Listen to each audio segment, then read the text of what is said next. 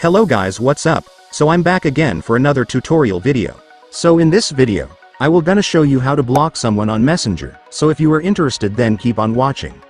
So to block someone on Messenger, it's actually pretty easy.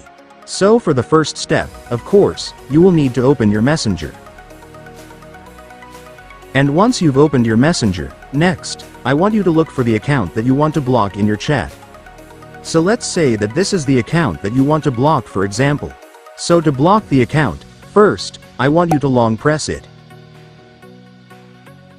And after you long press, you will now be able to see the block option at the bottom. Just go and tap it to block the account. And then after that, Messenger will ask you for confirmation if you really want to block the account. Just tap this to completely block it. Then after that, Messenger will now start the process of blocking the account. Just wait for it to finish. And once it's finished, the account will now be successfully blocked.